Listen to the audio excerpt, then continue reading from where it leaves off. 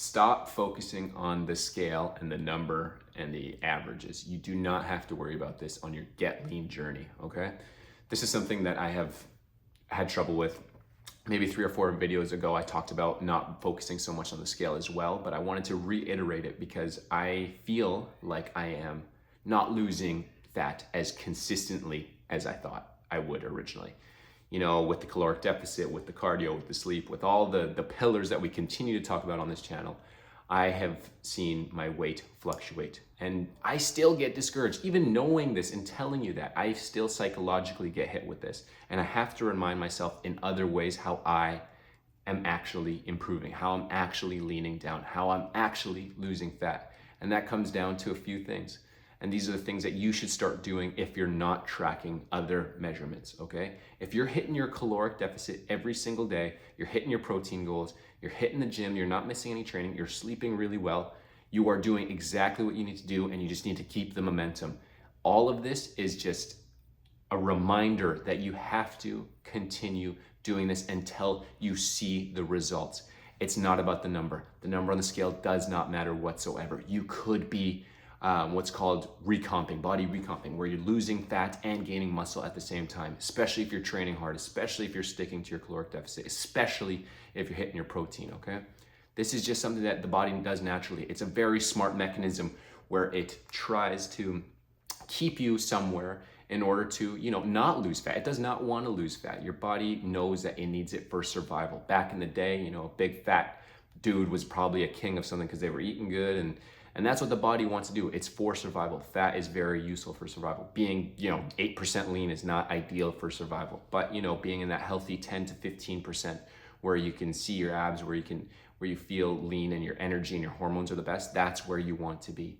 And so I need to remind myself, and I'm reminding you, that you do not need to use the scale if you're doing everything correctly, consistently, okay? Consistently is the main word, because you know what? Everybody has bad days. I had a couple slices of pizza at work today because I honestly just could not control myself. Not because I was so hungry, but because I was right there in the lunchroom at work and there was pizza in front of me. And I had a few slices, and that's just what it is. And so what did I do? I tracked the calories of each one. Each one was probably about 250 to 300 calories each. And so I probably just decimated close to 700, 800 calories in pizza today, which, obviously is not ideal. And that just means I just have to, smash some protein shakes to hit my protein goal for today. But that's just what's gonna happen. And on top of that, let's use the example of pizza. Pizza is very salty, it's fatty, it's the macros aren't ideal on it. And so when you eat salty food, you're gonna retain more water, okay? So if you drink a ton of water and you're eating salty food, chips, whatever other savory shit that you like, you're gonna be heavier the next day. That's just what it is. So don't get discouraged if you see a 2-pound jump the next day and you feel like you're down to 190 and then it goes up to 192 and then you stick around at 192 for a little bit. It doesn't mean you gain 2 pounds of fat. No, that is not the case. Remember, you stick to the program, continue to do it for the next 3 months, you will see results. You must do measurements. Waist measurements are key because you'll notice your waist shrinking. Actually, you won't even notice it. You'll look at pictures and you'll be like, I look the exact same week after week. And you won't notice real definite changes until further down the line when you're closer towards your body fat goal, okay? So waist measurements are key. At the belly button, I think for dudes is a good spot because, it's kind of the fattest area.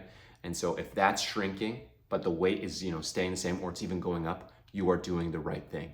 If you notice that your pumps and you're looking more vascular in the gym, you are doing the right thing. If you're pushing it hard and you feel energetic, you are doing the right thing.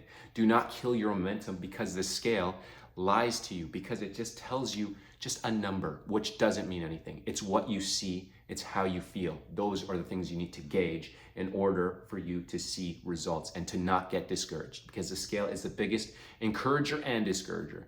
And so fuck the scale. Do the waist measurements. If you're, trying to gain some size and stuff like that, do some measurements for your biceps, for your shoulder, the width of your shoulders, the width of your waist. Look at your face in pictures and videos from the past. See, have you toned down? Do you look more chiseled? Do you look anything better? So pictures daily, okay? You won't see the differences on the day-to-day, that's okay. Look at it from 2 months before or 2 months down the line. You will see some differences. And also I recommend honestly taking a video at least once a month and just like doing some poses, do some bodybuilding poses. When you're getting lean, you want to think like a bodybuilder and just do exactly what they do because they're the best at it. So just follow what the best do. It's simple as fuck. So just do that, okay? So one video per week, show your back, show your front, show your sides, just flex a little bit, see if any muscles are popping more, see if there's any fat around your waist that's going away. Measure your waist once a month as well, because it will go down if you're following the program. And don't worry about the day-to-day picture. Don't worry about the scale on the day-to-day, okay? It doesn't make a difference. You'll know when to stop when your abs are popping, when you're not doing anything, okay? When you feel chiseled, you're gonna look chiseled, and your energy and everything is just gonna become so much better. So until that happens, stick with the program, hit the caloric deficit, hit the protein goals, continue whatever walking regimen you're doing or steps you're doing, hit the workouts, sleep like a fucking baby, and you're all set. With that, always remember to rep the set. See you in the next one.